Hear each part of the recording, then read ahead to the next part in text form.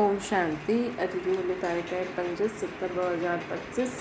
अॼु मिठा मिठा बाप दादा चवनि था, मीठे मीठे ॿार बाप तव्हांखे पढ़ाइनि था ख़ूबसूरत देवी देवता ठाहिण जे लाइ। ख़ूबसूरती जो आधार आहे प्योरिटी, पवित्रता। प्रश्न आहे,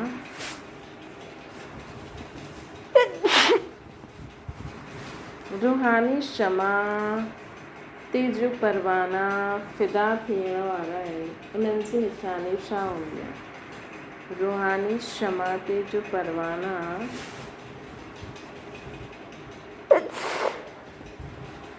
फिदा थियण वारा आहिनि, उन्हनि जी निशानी छा हूंदी? उत्तर आहे, फिदा थियण वारा परवाना क्षमा जो आहे, जीअं आहे उनखे यथार्थ रीति सां ॼाणंदा ऐं उन रीति यादि कंदा। क्षमा जो आहे, जीअं आहे उनखे यथार्थ रीति सां यादि कंदा, ॼाणंदा ऐं उन रीति यादि कंदा। फिदा थियण वारो माना बाप समान ठहिणु। टियों आहे, फिदा थियण माना बाप खां बि ऊची राजाई जो अधिकारी ठहिणु। गीता महफ़िल में जल उठी क्षमा। ओम शांति। मिठे मिठे रूहानी ॿारनि इहे गीत जी लाइन ॿुधी महफ़िल में जल उठी क्षमा। ये केरु सम्झाईंदा आहिनि? रूहानी बाप। उहो क्षमा बि आहे, नाम ढेर जा ढेर रखिया आहिनि। रूहानी बाप उहो क्षमा बि आहे, बाबा जो केॾा ढेर नाम आहिनि। बाबा जी स्तुति बि ॾाढी कंदा आहिनि। इहे बि परम पिता परमात्मा जी स्तुति आहे न। इहा बि परम पिता परमात्मा जी स्तुति आहे। बाप क्षमा ठही करे आया आहिनि परवाने जे लाइ। बाप क्षमा ठही करे ईंदा आहिनि परवाने जे लाइ। परवाना जॾहिं क्षमा खे ॾिसंदा आहिनि त उन ते फिदा थी शरीर छॾे छॾींदा आहिनि। अनेक परवाना हूंदा आहिनि जो क्षमा ते प्राण ॾींदा आहिनि। उन्हनि में बि ख़ासि जॾहिं दीपमाला हूंदी आहे, बतियूं ॾाढी जल्दियूं आहिनि त नंढा नंढा जीव देर राति जो मरी वेंदा आहिनि। हाणे तव्हां ॿार ॼाणंदा आहियो, असांजो बाबा सुप्रीम रूह आहे। उन्हनि खे हुसैन बि चईंदा आहियूं। ॾाढो ई ख़ूबसूरत आहे, छो जो शिव बाबा त एवर प्योर रहंदा आहिनि न। आत्मा प्योर ठही वेंदी त हुनखे शरीर बि प्योर मिलंदो आहे। नेचुरल सुंदर शरीर हुनखे मिलंदो आहे। शांति धाम में आत्माएं सभु पवित्र रहंदियूं आहिनि। पोइ जॾहिं हिते ईंदियूं आहिनि पाठ वॼाइण त सतो प्रधान सतो रजो तमो में ईंदियूं आहिनि। पोइ सुंदर खां पोइ उहा आत्मा श्याम अर्थात कारी थी वेंदियूं आहिनि, इम्प्योर। आत्मा जॾहिं पवित्र आहे त गोल्डन एजेड चइबी आहे। हुनखे पोइ शरीर बि अहिड़ो गोल्डन एजेड मिलंदो आहे। दुनिया बि पुराणी खां नई थींदी आहे न, पुराणी खां नई थींदी आहे। उहा हसीन परम पिता परमात्मा जेके भक्ति मार्ग में सॾु कंदा आहिनि, हे शिव बाबा उहो निराकार परम पिता परमात्मा आयल आहिनि। आत्माउनि खे इम्प्योर खां प्योर हसीन ठाहिण आया आहिनि बाबा। इम्प्योर खां प्योर हसीन ठाहिण। ईअं न अॼुकल्ह जो ख़ूबसूरत आहिनि, उन्हनि जी आत्मा पवित्र आहे न। बस शरीर ख़ूबसूरत आहे, पोइ बि आत्मा त पतित आहे न। विलायत में केतिरा ख़ूबसूरत ठहींदा आहिनि न, विलायत में केतिरा ख़ूबसूरत ठहींदा आहिनि। ॼाणंदा आहिनि इहे लक्ष्मी नारायण आहिनि।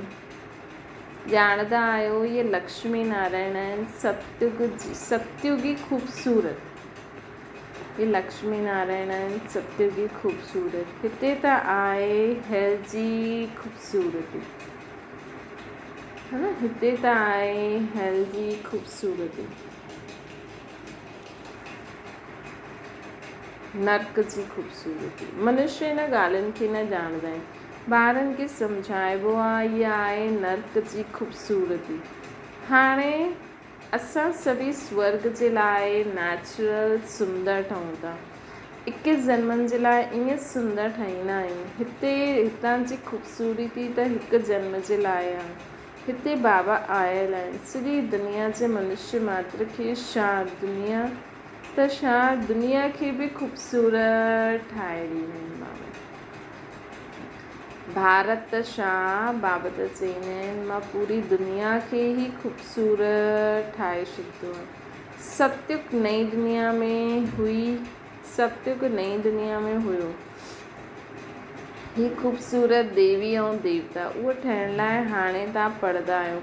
बाबा खे क्षमा बि चइबो आहे न। बाबा क्षमा आहे परंतु परमात्मा आहे। जीअं तव्हांखे आत्मा चईंदा आहिनि वैसे उन्हनि खे परमात्मा चईंदा आहिनि। तव्हां ॿार बाप जी महिमा ॻाईंदा आहियो, बाबा पोइ तव्हां ॿारनि जी महिमा ॻाईंदा आहिनि। तव्हांखे अहिड़ो ठाहींदा आहिनि जो मूंखां बि तव्हांजो ऊचो मर्तबो थी वेंदो। मां जो आहियां जहिड़ो आहियां मुंहिंजे जीअं मां पाठ वॼाईंदो आहियां ईअं ॿियो कोई न ॼाणंदो आहे। हाणे तव्हां ॿार ॼाणंदा आहियो कीअं आत्मायूं पाठ वॼाइण लाइ परम धाम खां ईंदियूं आहिनि। असां शूद्र कुल जा हुयासीं, पोइ हाणे असां ब्राह्मण कुल में आया आहियूं।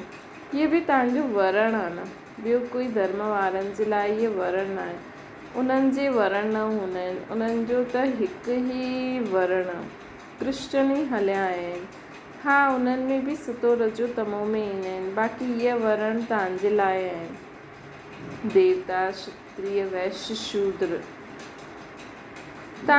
सृष्टि बि सतो रजो तमो में ईंदी आहे न। इहे सृष्टि चक्कर देह जो बाप वेही सम्झाईंदा आहिनि। जो बाबा ज्ञान जो सागर पवित्रता जो सागर आहे।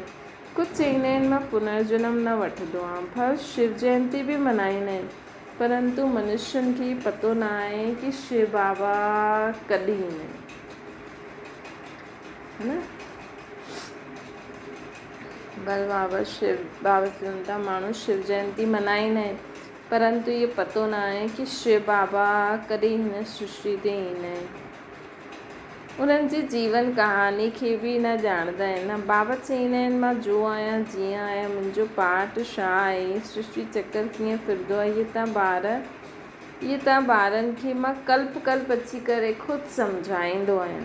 तव्हां ॼाणंदा आहियो असां सीढ़ी उतरदे तमो प्रधान ठही आहे।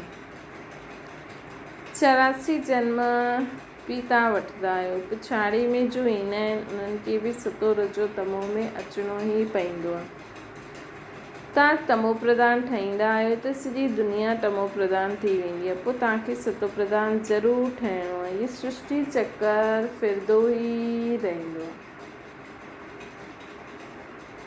हाणे कलयुग खां पोइ सतयुग ईंदो। कलयुग जी आयु पूरी थींदी। बाबा चईंदा आहिनि मां साधारण तन में हूबहू कल्प पहिरियों मुआफ़िक प्रवेश कयो आहे। वरी खां तव्हां ॿारनि खे मां राजयोग सिखाइण लाइ मां प्रवेश कयो।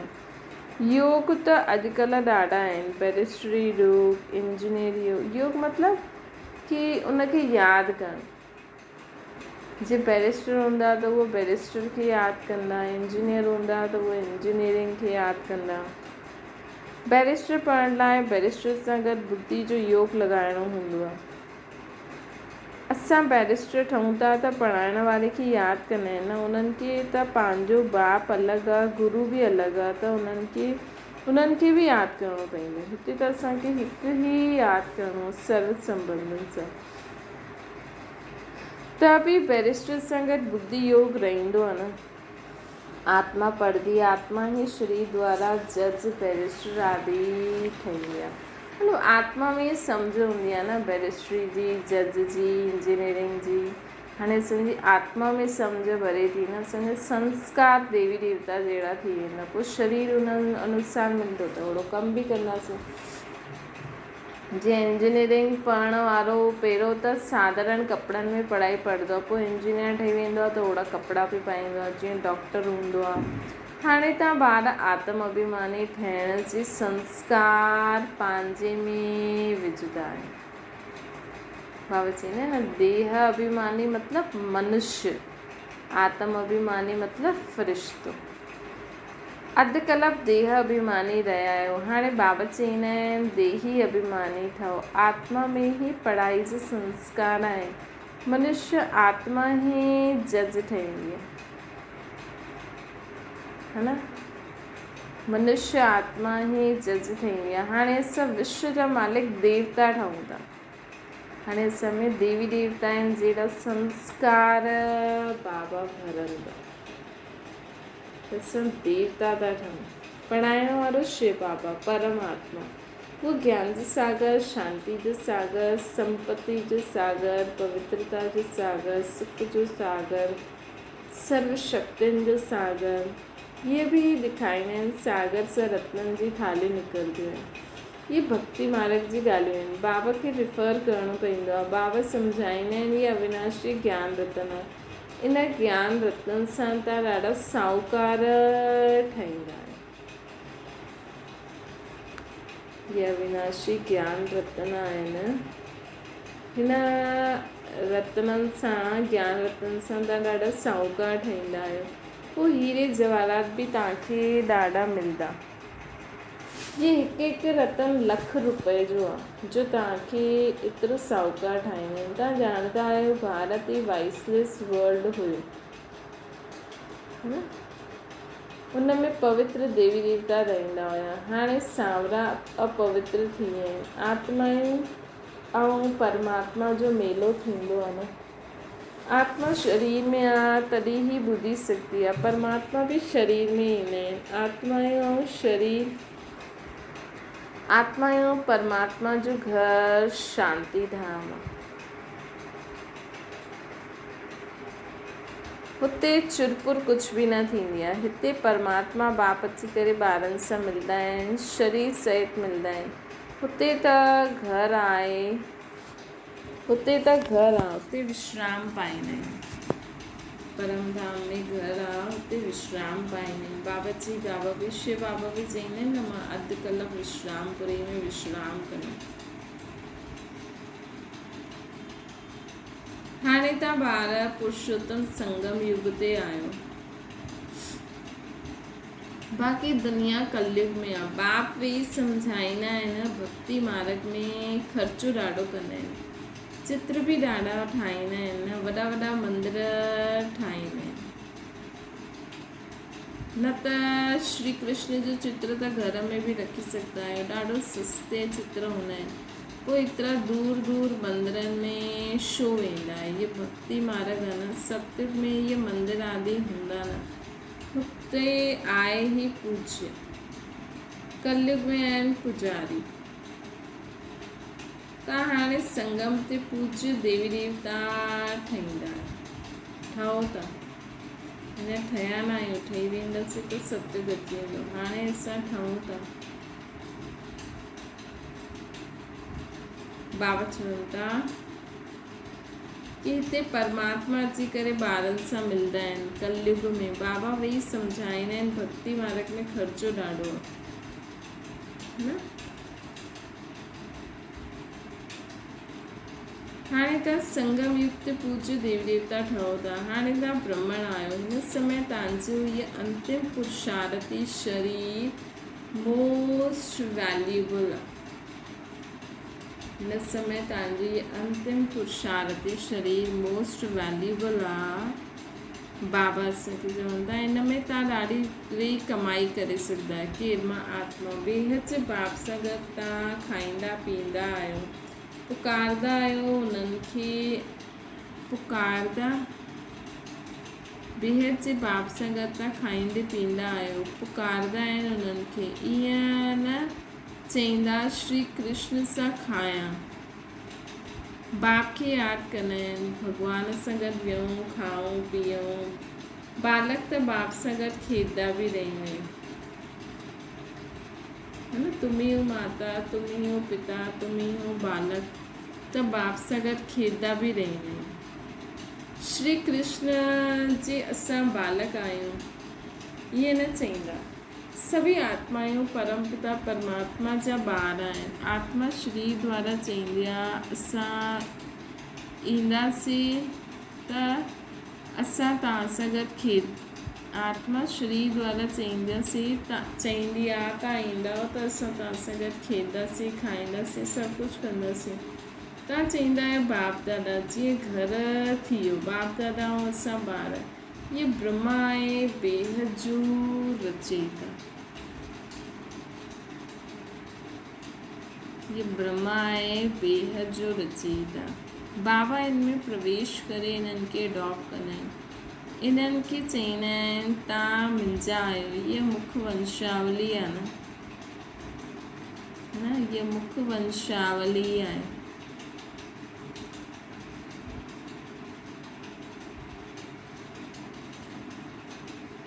जीअं स्त्री खे बि अडॉप्ट कंदा आहिनि न, ये भी मुख वंशावली ठहियलु। शिव बाबा ब्रह्मा बाबा खे अडॉप्ट कयो, चईंदा तव्हां मिलजी आहियो, पोइ उन्हनि सां कुख वंशावली ॿार पैदा कंदा आहिनि। दुनिया में त कुख वंशावली पैदा कंदा आहिनि न। हाणे इहे रस्म किथां खां हली? हाणे जॾहिं शिव बाबा ब्रह्मा बाबा में आया, चई मां तव्हांखे अडॉप्ट कयो आहे, इन्हनि द्वारा तव्हांखे अडॉप्ट करिणो आहे, तव्हां मुंहिंजा ॿार आहियो। परंतु इहे मेल आहे, तव्हां सभिनि खे संभालण लाइ पोइ सरस्वती खे बि एडॉप्ट कयो। ब्रह्मा बाबा मेल हुया, तो साथ साथ सरस्वती खे बि एडॉप्ट कयो संभालण लाइ। उन्हनि खे माता जो टाइटल मिलियो। सरस्वती नदी आहे न, ये नदी माता थी हुई। बाप सागर आहे, ये बि सागर सां निकितल आहे न। ब्रह्मपुत्र नदी ऐं सागर जो ॾाढो वॾो मेलो लॻंदो आहे। अहिड़ो मेलो सॼी सृष्टि, अहिड़ो मेलो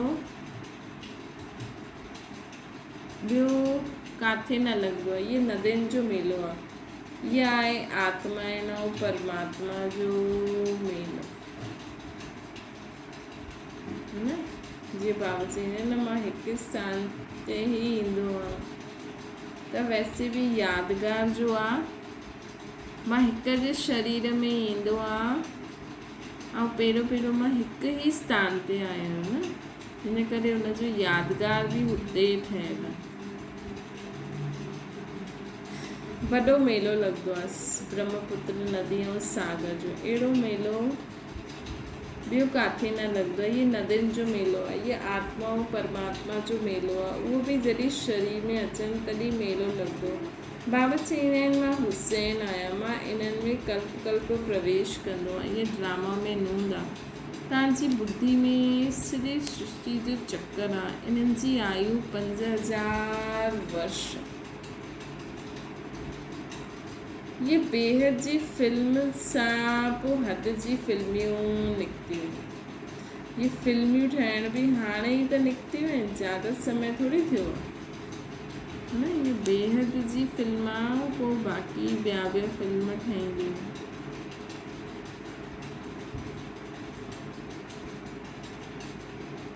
बाबा असांखे चवंदा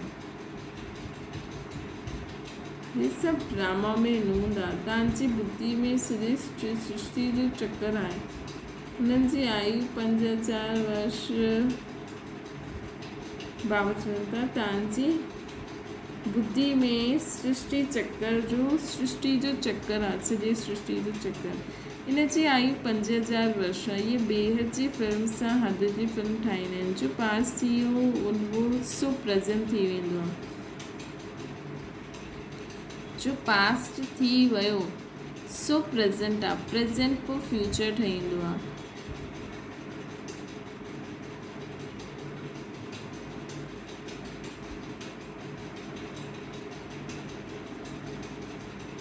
बाबा चवनि था मूवी जॾहिं ठाहींदा आहिनि जंहिंखे पोइ पास्ट चईंदा आहिनि। पास्ट थियण जे कारण समय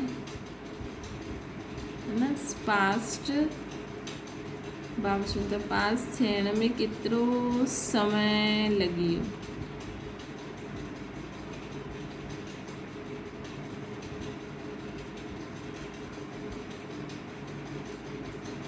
पंज 5000 वर्ष पास्ट थियण में केतिरो समय लॻंदो आहे।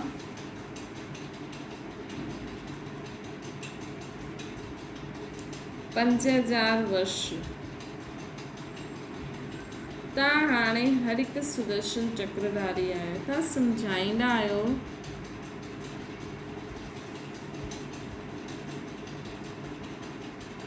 असां पहिरियों ब्राह्मण हुयासीं, पोइ देवता ठहियासीं।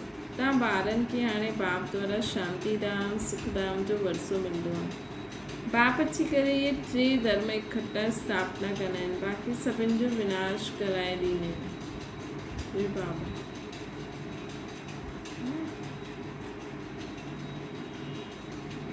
बाबा चईंदा आहिनि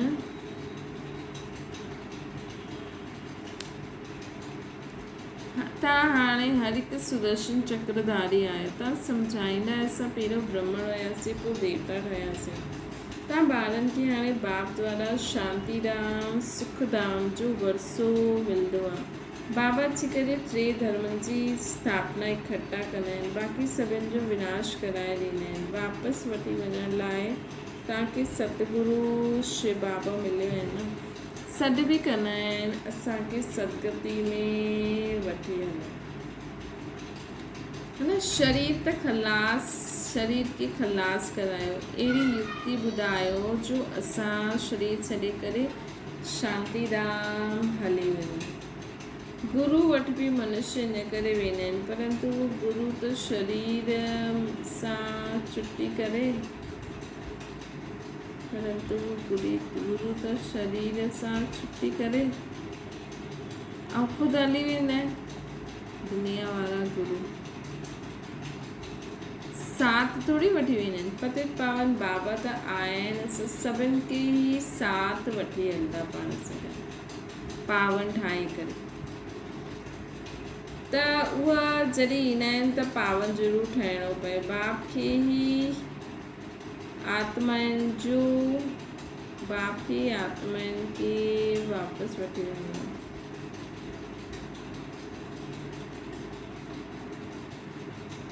त बाबा असांखे चवनि था बाप चईंदा आहिनि,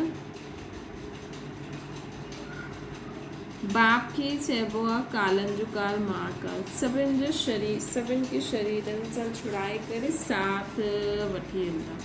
ये सुप्रीम गाइड आहे, सभी आत्माउनि खे वापसि मथे वठी वेंदा आहिनि बाबा। ये चीज़ शरीर आहे, हिन जे बंधन सां छुटणु चाहींदा आहिनि। काथे शरीर छुटे त बंधन छुटे। हाणे तव्हांखे इन्हनि सभिनि आसुरी बंधननि सां छुड़ाए करे बाबा सुख जे दैवी संबंध में वठी वेंदा आहिनि। तव्हां ॼाणंदा आहियो सुखधाम में ईंदासीं वाया शांति न।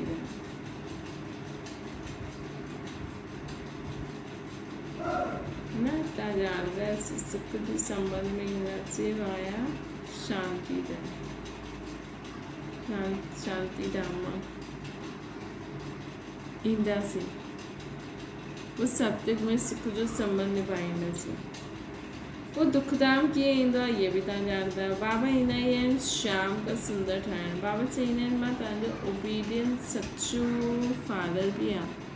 फादर हमेशह ओबीडियंट हूंदा आहिनि, सेवा ॾाढी कंदा आहिनि वीचारा। छोरा ई बाबा चवनि था हमेशा फादर हमेशह ओबीडियंट हूंदा आहिनि, सेवा ॾाढी कंदा आहिनि। ख़र्चो करे पढ़ाई करे पोइ जहिड़ी सभु धन दौलत ॿारनि खे ॾेई करे ख़ुदि मालिक थी साधुनि जो संग कंदा आहिनि। पाण सां बि ॿारनि खे ऊच ठाहींदा आहिनि। इहे बापी चईंदा आहिनि मां डबल मालिक तव्हांखे ठाहींदो आहे। तव्हां विश्व जा बि मालिक ठाहींदा आहियो, ब्रह्मांड जा बि मालिक ठाहींदा आहियो। तव्हांजी पूजा बि डबल थींदी आहे। देवता वरण में बि ऐं निराकारी रूप में बि पूजा थींदी आहे न। तव्हांजी पूजा बि डबल थींदी आहे। मुंहिंजी त सिंगल शिवलिंग जे रूप में ई पूजा थींदी आहे। मां राजा त न ठहींदो आहे न। तव्हांजी केतिरी सेवा कंदो आहे। अहिड़े बाप खे पोइ कॾहिं बुर्जणो न खपे। बाबा संजय सेवा कनि मेरे बाप की कॾहिं भी भुलिजणो न खपे।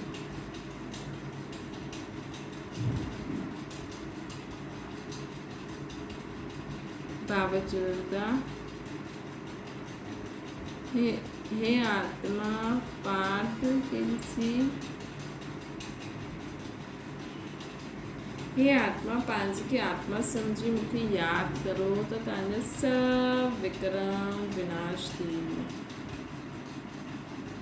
तव्हां कंहिं वटि आया आहियो, पहिरियों बाबा पोइ दादा, पहिरियों दादा पोइ बाबा, पहिरियों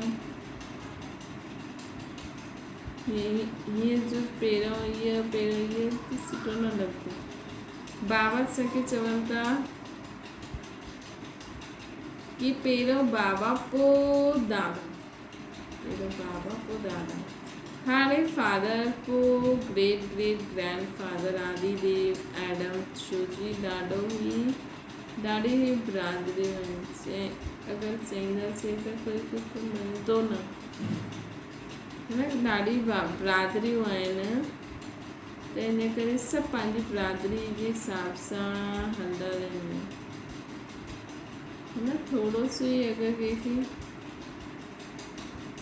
असां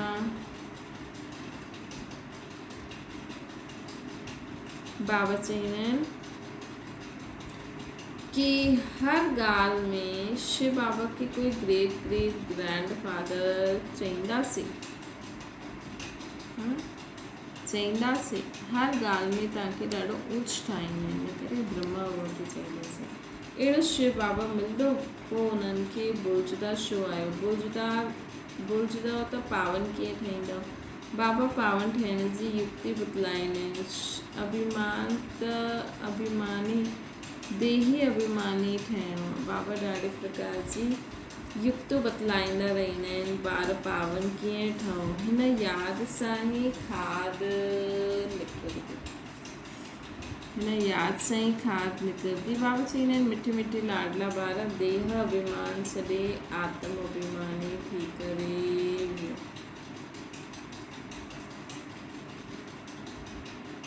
देह अभिमान छॾे करे आत्म अभिमानी ठहो। पवित्र बि ठहिणो आहे, काम मां शत्रु आहे। ये हिकु ॼणा मुंहिंजे ख़ातिर पवित्र ठहो। लौकिक बाप बि चईंदा आहिनि कोई गंदो काम कंदा आहिनि, यादि न पुॼंदो आहे।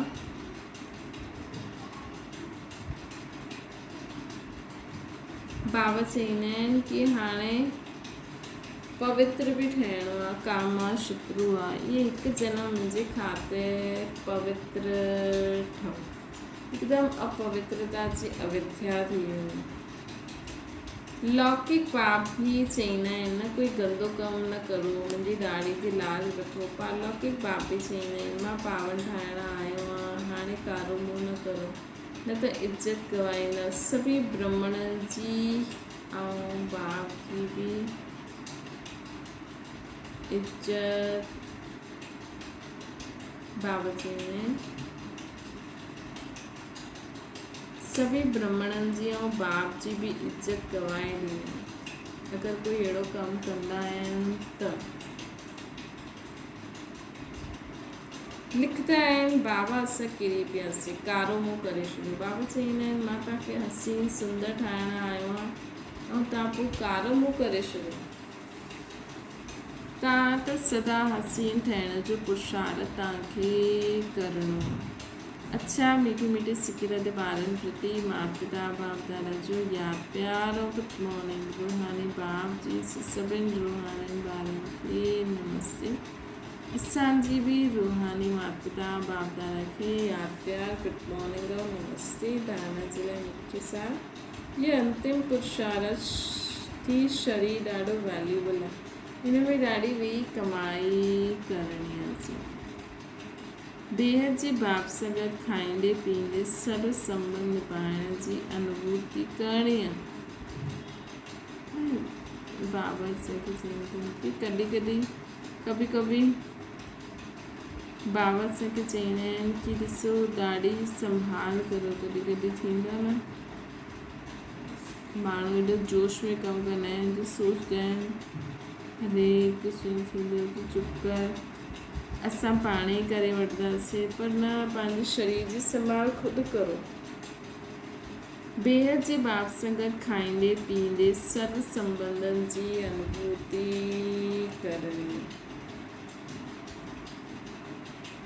ॿियो आहे, कोई बि अहिड़ो कर्म न करिणो आहे जंहिंसां ब्रह्मण परिवार जी व बाप जी इज़त वञे। आत्म अभिमानी ठही पूरो पूरो पवित्र ठहिणो। यादि सां ई पुराणी खाद कढणी। यादि सां ई पुराणी खाद कढणी। वरदाना ॿुधण सां गॾु गॾु स्वरूप ठही मन जे मनोरंजन द्वारा सदा शक्तिशाली आत्मा ठहो। शक्तिशाली आत्मा रोज पंहिंजो ठाहियो त बाबा चईंदा आहिनि रोज मन में स्वप्रति ऐं ॿियनि जे प्रति उमंग उत्साह जो संकल्प अचणो खपे।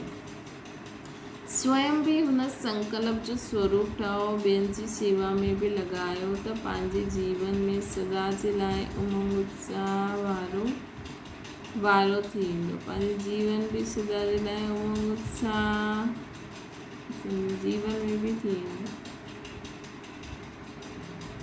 ॿियो बाबा असांखे चवनि था कि स्वयं जे संकल्प जो स्वरूप ठहो।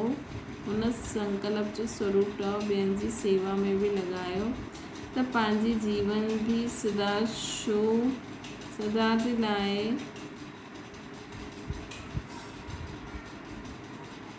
पंहिंजी जीवन बि सदा जे लाइ ऊची थी वेंदी। कॾहिं कढ़ाई कॾहिं ऊची थी वेंदी।